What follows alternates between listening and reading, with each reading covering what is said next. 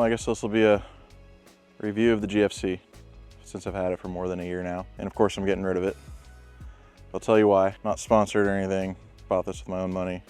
Buy everything with my own money, so anything I show on here is all me. So yeah, we decided to get it, which you should know why from the last video why I got rid of the other setup. We decided to get it so we can have a pass-through, and GFC is part of just the few companies that have that going on. And it didn't cost an absurd amount for this style of tent. We picked it up last year, May 28th. I think we slept in it probably 45 nights. I know last year for a little while we didn't go out at all. But yeah, it's been great. I don't dislike it. I'm not getting rid of it because I dislike it. Getting rid of it just for more room, especially if we're gonna be in this a lot longer. Still dirty. I gotta clean it. It's already sold actually. I guess we'll go over it, things I don't like, things I like, and how it's held up on my truck. And I know it does not hold up the same on other trucks. So yeah, first off, it's a fully spec'd GFC with the stone gray fabric. So I got both side doors, both front and rear windows. I guess that's the only options. It's the later V2, not the V2 Pro, but it's the one where they added a bunch of extra drains. They comes with the billet mounts. I think there's a few other differences. I finally started getting the thing cap with your build number and everything on it. I guess one thing right off the bat, I don't like the rear window. As much as it looks nice and aesthetic, and looking through it's nice, it leaks.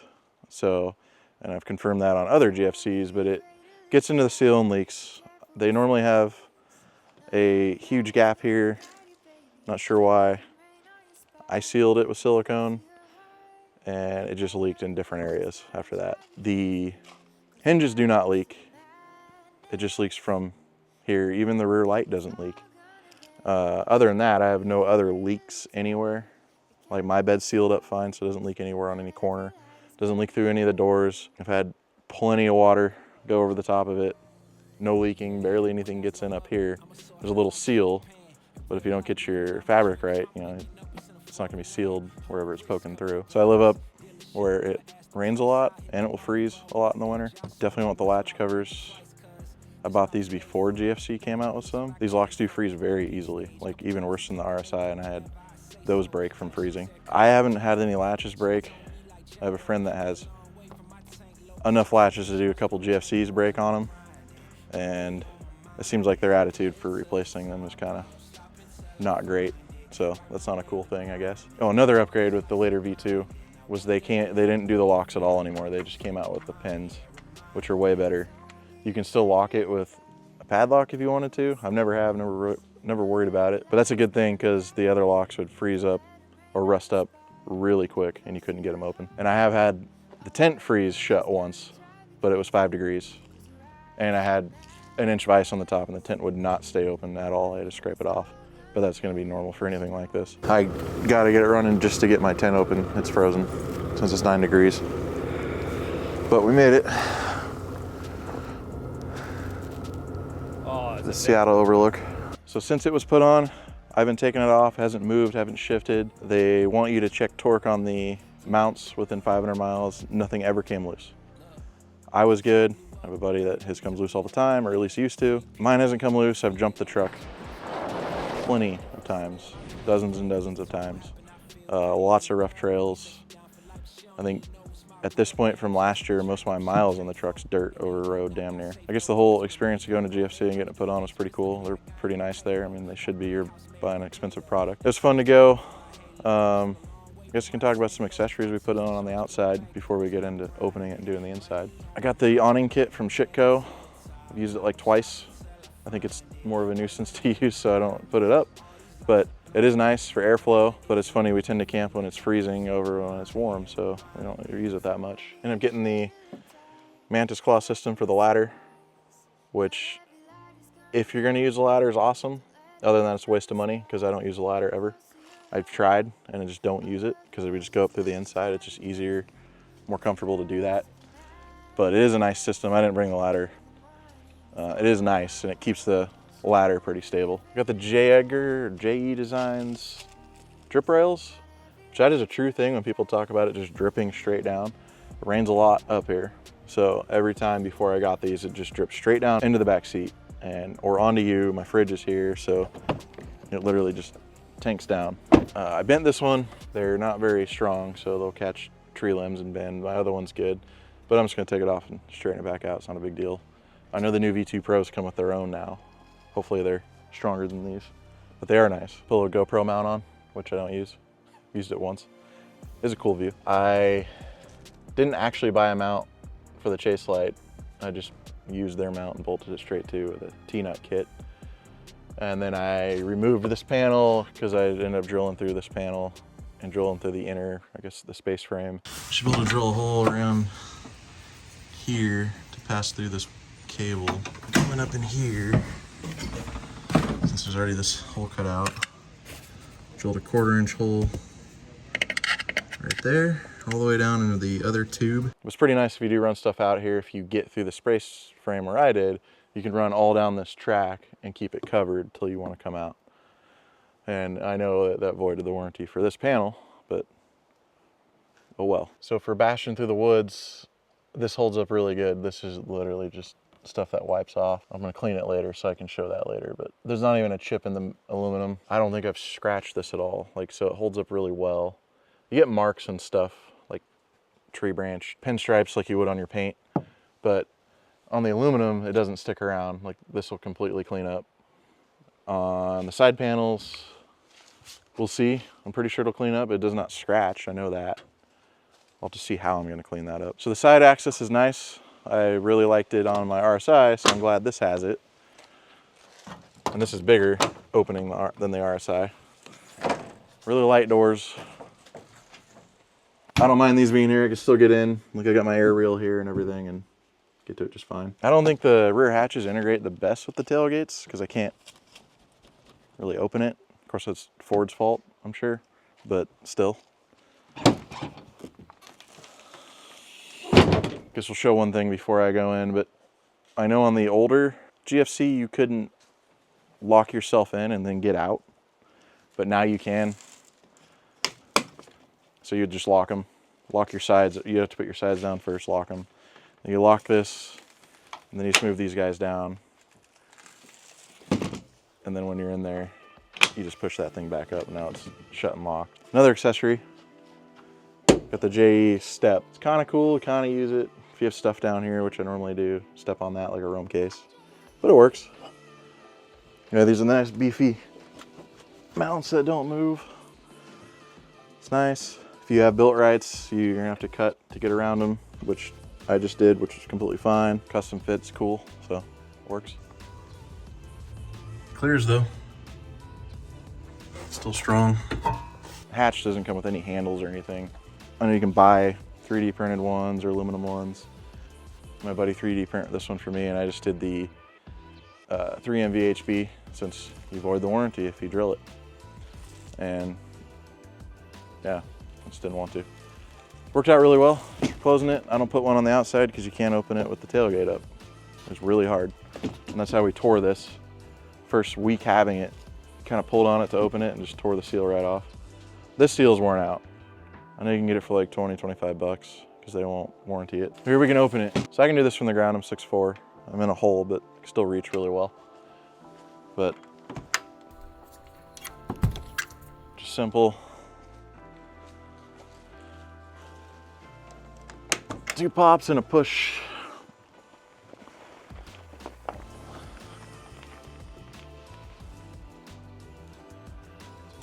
So it's nice that it's that quick. I don't keep any bedding in there because I have the extra foam kit and nothing's gonna fit on top of that.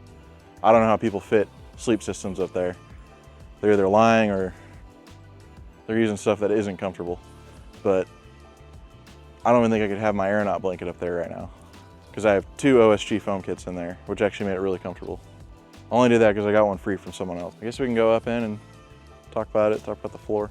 So I'm kneeling inside. The Ford Raptors are pretty low because I have it so close to the cab, so probably have a little more room and like a Ram. I could probably kneel, sit up a little better, but it's not too bad.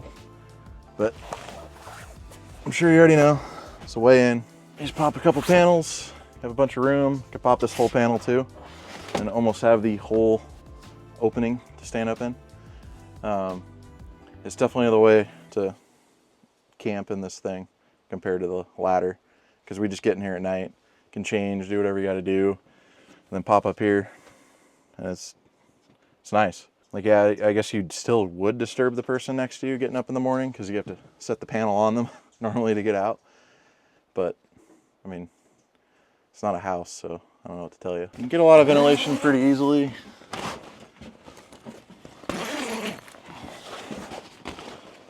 If you're not tall enough, this would be pretty hard. It's almost too high up there for me, standing in the bed. Hell, it is. You just tie it up. I didn't do a good job, but I just wanted light airflow. Of course, you have net. You have a screen plus the door. And of course, the rods would keep it out more like an awning. So one annoying thing we found, we were in pretty heavy windstorm all night last year in Oregon Desert, and got Bob's Burgers in bed, but a huge like thunderstorm coming in. It's moving the whole truck around. These screen zippers just would rattle. The actual ones on the tent don't, because they're more like plastic. They don't rattle. But these ones were just the straight metal, like typical backpack zippers. So I put the Aeronaut pulls on, and they're quiet, they don't make any noise. And then I run the heater or diesel heater ducting through here. I can kind of wrap it around, put them into each other, and they'll hold together. So it's kind of nice. If I change that, other than that, up here, got the vernacular top pocket, which has been great. Store stuff in here, store some bigger items up in the zipper. We also have a MagSafe magnet up here. We put a tablet, put another ring on that so you can put a tablet there, and it's perfect for watching movies. And then these are just Scotch plates for mounting our hardcore lights because they're magnetic. That's the tough thing about the Ford and the GFC. Everything's aluminum, nothing is magnetic. So you got to add it everywhere. I did add their 90-degree mount over here by the window so I can run just a little rechargeable fan. And I know a big complaint on these is condensation, and we basically have never seen it. Run a fan, I normally pull out, and I keep the other vent over here open. If it's really cold, I just keep it like an inch. But you got to vent a little bit. And no condensation, especially when you run the diesel heater, there's no condensation, but it's been so low. I mean, maybe we don't breathe enough at night. I don't know. But we've been lucky with minimum to none, I guess. We got the GFC sheets early on. Yeah, the mattress is horrid. I don't have the turbo nap. I think it's supposed to be pretty good, like a Hest or close to a Hest or whatnot. We have Hests for other stuff, and if it's close to a Hest, that's pretty awesome, because those are the most comfortable things I've slept on. Yeah, I ended up getting an OSG foam kit and then getting a second one for free from a friend, and it's been great. Pretty comfortable. A lot. I mean, it's night and day difference over just the stock GFC. So if you get an older one, I would probably still just upgrade to the turbo nap. I wouldn't spend money on 2 OSG foam kits. You're already almost there to a turbo nap. But yeah, lots of room. I'm 6'4", my feet don't touch, even sticking straight up, like they're close. I mean, they could touch if I was moved down more. Normally down there we put a rumple blanket, so it keeps like any of the cold trying to come in down there. When it's under 30 out, it wants to be cold everywhere, but that helped a lot. This does bring in a ton of light in the morning, especially if it's shining on it, which sucks, especially in the summer up here where it starts getting light at like 3:45 in the morning. This has been great in the wind. I know I talked about it before, but it doesn't snap around and rattle around. Your whole truck moves because it's like a big sail, but it's pretty quiet. Snow, I'm sure is fine. I've been in the snow, but not enough to load it down, except for the ice. That inch thick ice up there, I guess, is more than 80 pounds. I think that's what these can lift, or is it 50 pounds? I just wouldn't have much weight up there and lift it. I mean, I'm sure if the wind blew just right, it'd come down. This is great. Since we're planning on traveling way more next year, we figured living out it would be pretty nice, and I think it still would be. It'd just be more of a chore to just always have to open this to have it open if you wanted to be in here because of bad weather, and then set it back up for the bed, which isn't that hard to do, but I guess if you're doing that a ton, it might be annoying. And it's annoying if you don't have enough spots to sit down here. Like me, I'm too tall and I can't sit on anything. My head comes up to like here. If she's sleeping over there, I can't sit over there because it's uncomfortable.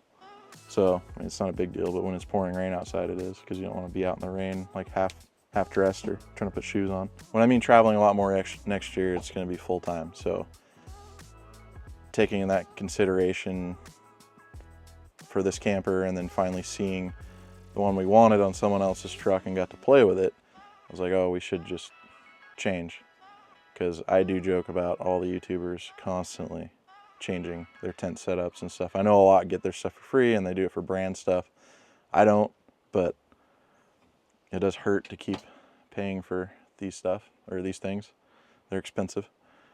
Some of you may know what we're getting next. I guess I won't spoil it in this video, you'll just see it in the next video. We'll have it on. Like I said, I already had this sold it to a buddy, so that was easy. Also, the weekend we decided to get a new camper was the weekend we got our new Dirtbox 270 awning in, which would have been mounted, but GFC's billet mounts were way back ordered, so I was waiting a month for those. Now they're discontinued, so it's cool that I got a set of them. They came that next Monday, and then by then we were already getting rid of this, and I can't use a 270 awning on the new camper, so that sucked. But at least my buddy's also getting the awning with it, so works for him. When I get back home, I can show you the billet awning mounts. They're nice. I got 4 of them to hold the 270 awning, even though it only weighs like 40 pounds. But I just wanted it as solid as it could be, because we'd bash around enough to where that stuff's just gonna bounce and probably break. This is where I came out of the space frame, and then I just ran down, kind of like how the third brake light does it. All right, so this is the way you can lock from the inside. So after you shut your latch, you pop these down, and then when you pull it closed, it pushes up, and this is one thing, I guess, that is worn out, these latches. You can have a little bit of play in the rear door. And that's usually what happens to my friends on his Ram. It does that, and all of a sudden they just completely break, or they won't even latch over far enough. Hopefully the new latches fix all that, but I think you have to get a V2 Pro for the full new latches. I guess for dust intrusion, it's terrible. I think a lot has to do with my bed, because I'm not Line-X'd or anything, so there's a lot of gaps and all the just edges, all the seams. I'm gonna coat this once this gets off first. I'm just gonna Raptor line it. I did tailgate seals, helped a little bit. I mean, couldn't really seal here. That's where a lot of the water came in and just got wet, just in these areas. When I had the RSI, the positive air vent made a huge difference. It would only get dusty like towards the back of the bed. Also, I'm gonna kiss this bed setup goodbye. It's not gonna work anymore, except for probably this built right, which my reel and compressor will mount here at some point. I know I haven't really done a walk around or any bed setup videos, especially with the power system back here. But we'll close up the Cabana mode, which I use all the time, especially for grabbing stuff through the side. But yeah, the doors are very lightweight, so they sound loud, just smacking down. I've always slammed them down, I don't have a problem. Little seals on here have held up. And then we'll get into shutting this. The longest part of any of the setup or takedown, but it's not that long. I just grip here. I didn't buy the leash. It's a waste of money. I guess if you're really small, it may not be, but also I keep all my doors like zipped up about 6 inches in the front vents, so it makes this easier to push air out of. But for the most part, I just go down first, get most of the air out, because then this kind of suctions up when you push it back up. It's a lot easier to pull in the fabric, and it doesn't want to just push right back up on you either, because all the air's out. As you can see, it's falling on its own, even with the 2 extra foams. So I think if you have a turbo nap, which is not as tall as the 2 extra foams, they make it even easier. There's a car that went by, so I didn't record. It's too loud, but I waited. But yeah, no, it was, once you get it down and get all the air out and push everything in, it mainly drops to this point for me. And then a whole row of cars just came by. Just push down. You can't just pop this in. I've never had these things pop out for me, but I get it to them and just pull them out and push the rest of the latch in. It's easy. Cannot shut it with the hatch down either. I don't think a lot you can. I think some, but I don't think a lot of them you can. So as I sort of mentioned earlier, we will be going full time. Probably put out a video of the real plan a little later. We've been waiting for things to fall together, pay some stuff off, like getting the truck paid down, stuff like that, because we don't want to, we'll be making no money except for, I'm sure by then, a very small amount of money to YouTube. So mainly just saving so we can go travel for ourselves, and I can focus on just making videos and getting better at making videos. Yeah, I just want to break from what I do for a living. And if it does well, then we'll continue to do it probably longer. We'll see. Next video will be the new setup, at least the new camper, probably not the whole setup. For the rest of the year, it'll be a couple upgrades just to get the truck more comfortable for traveling full time, and like a winch, being by ourselves. Yeah, got some cool trips planned for the rest of the year too. I think we're going back to the Alvord in November for a couple days. Sure, some random other little trips. I can only do so much. I get so little time off at work that it sucks. I can't go do the things I want to do. But yeah, early next year we should be starting. The date's almost set in stone, but I'm not going to put it on here till we know for sure. But yeah, overall I did like the GFC. I think if we weren't doing full time, we never would have considered another camper. I didn't really consider one until we saw the one I originally wanted to get anyways, I guess. Quick, big decision for spending more money when we didn't plan on it. We're excited for the new camper and get rid of this piece of crap and, and start what we're gonna be doing next year. And I know next year's seems far away, but for us, for as much as we work, it's so fast. It'd be nice to finally slow down again. I mean, we're in our mid-30s, which isn't very old or anything, but when a year goes by and all you did was work, it kind of sucks. Which I know a lot of people feel that way. A lot of people are like, oh, boo-hoo.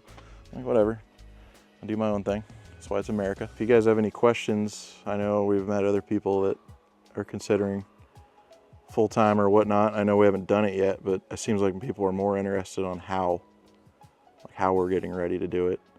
If you have specific questions, like comment below, maybe I'll add it in on another video that's about going full-time. Yeah, I mean, obviously we don't really know, but we know what we got to do to get ready for it, which is obviously probably the main thing for everybody is financial stuff.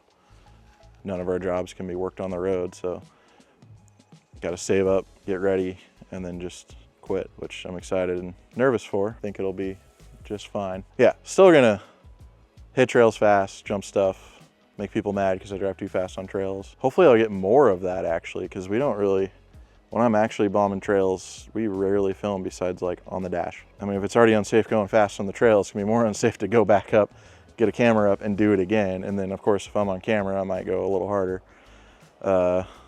So we'll see. I want to figure out how to capture that better. But yeah, we're getting eaten alive by mosquitoes. So if you like my content, go ahead and subscribe. It definitely helps, especially trying to make this a long-term endeavor. And yeah, I'll see you next video, hopefully next week.